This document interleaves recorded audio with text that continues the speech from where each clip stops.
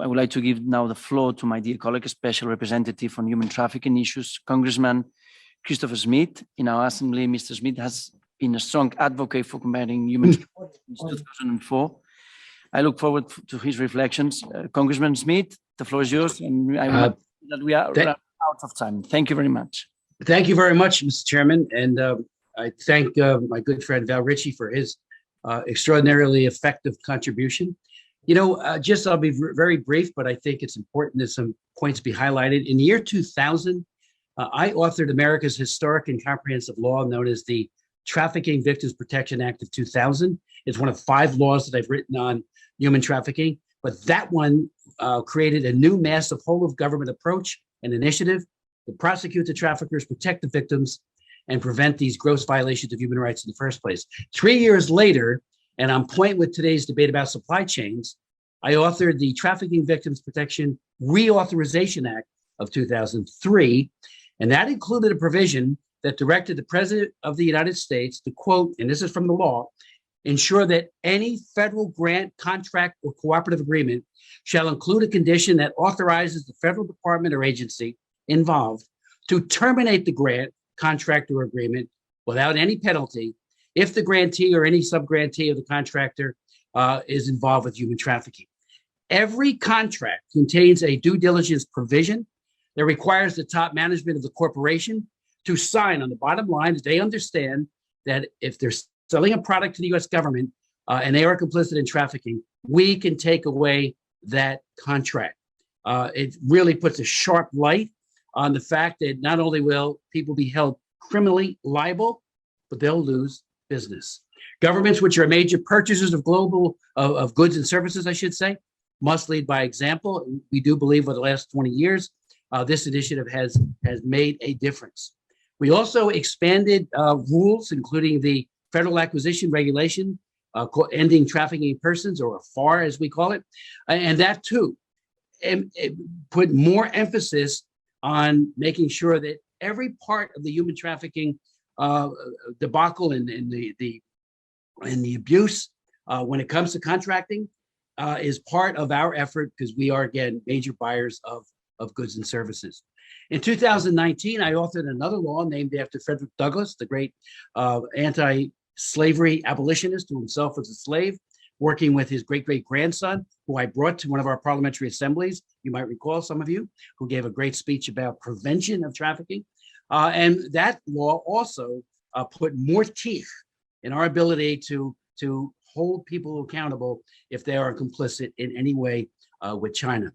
With trafficking. On China, back in 1992, after Tiananmen Square, I went to a gulag, they call them Laogai, who formed through labor camps, which is a terrible description because it does not, these are concentration camps. And they were making goods with Tiananmen Square activists, about 40 of them, got some of the goods that they were making during that tour, and we got an import ban on it. Val just mentioned that the United States has a law, it's called the Smoot-Hawley Act, that for decades has said we will not buy gulag-made goods. The big problem has always been origin and being able to have on-site inspections to ensure that the goods are not being made with slave-like or slave labor. That is the hardest part.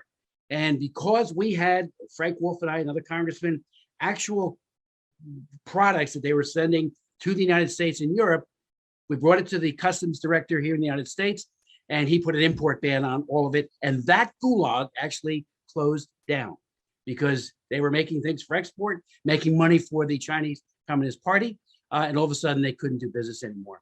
We just passed a law, and I was one of the prime sponsors of it, that creates a presumption of guilt for anything coming out of Xinjiang, where obviously a horrific genocide is occurring against the Muslims, the Uyghurs, and others in that region. We have no access to those factories. And yet all these goods are coming here to the United States. They're going to Europe as well. So we now have a ban. Any company that wants to bring a product from Xinjiang has to prove beyond any reasonable doubt that it is not made with gulag labor, because there is no transparency when it comes to the Chinese Communist Party. I would point out to my colleagues that back in 2015, I offered a resolution that I call Responsibility to Combat Human Trafficking in Government Contracts for Goods and Services. And it was adopted by the Parliamentary Assembly, and I'm grateful that you did. So we laid out a prescriptive set of ideas that hopefully you can take a look at. But again, I think as Val said, this stuff isn't rocket science. It's not that hard to do. And it goes due diligence, import bans. And then again, the biggest buyers of goods and services in many countries, our government certainly is here in the United States, we got to make sure we're not complicit unwittingly or in any other way with this human trafficking. So I really encourage all of you to enact, or through regulations in your own parliament or through your executive branch, parliamentary system, whatever it might be, make sure that everything you buy, to the greatest extent possible, is not made with forced labor. And that can be done. Again, we can't be perfect with any of this, but that can be done, I believe, with regulations like we've done, and a law that we did, again, that I wrote back in 2003. It has made a difference. It comes down to redoubling our efforts, training procurement officers, having a law in place or a regulation or regulations in place to make sure that we are in no way complicit in buying goods and services that have any element of trafficking affixed to them.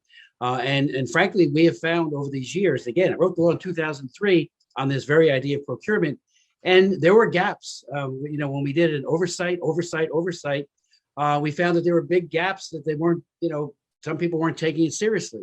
So training of procurement officers within our governments is very important. The due diligence idea, making sure that our corporations, your corporations in Europe, our corporations, multilateral corporations, take this seriously and don't just do it a check in the box and say, been there, done that, and got the t-shirt. I mean, that is so often the problem with human rights observance. We don't, those of us who are part of this Parliamentary Assembly don't take that view, but far too many people just think, well, we have a little due diligence, at least it looks like it, and that's enough. Just think of the victim.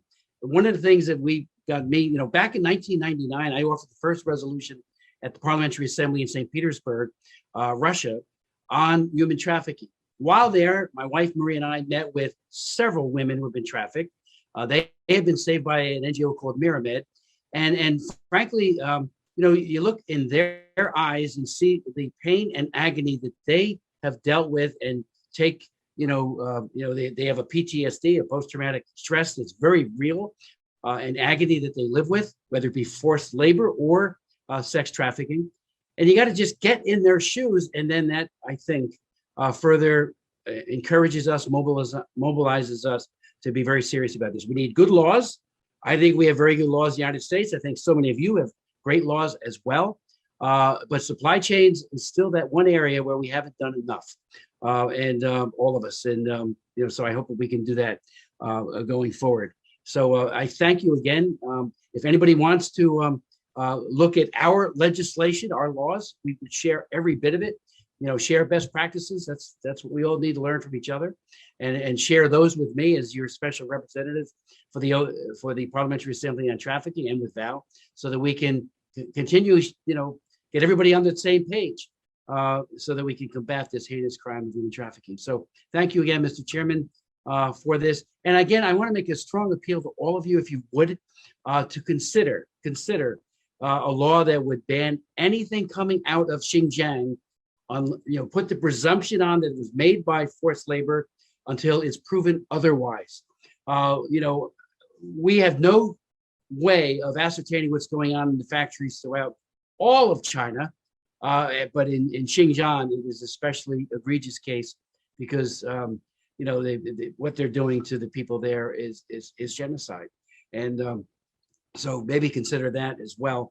I'm looking to introduce a new bill very shortly that would reinstate linkage of human rights with trade with the Chinese Communist Party. We had that in 1984, 94, I should say, 1994. It was delinked, unfortunately, by Bill Clinton, which I thought was a serious mistake. And then, the Chinese Communist Party said they care more about profits than human rights.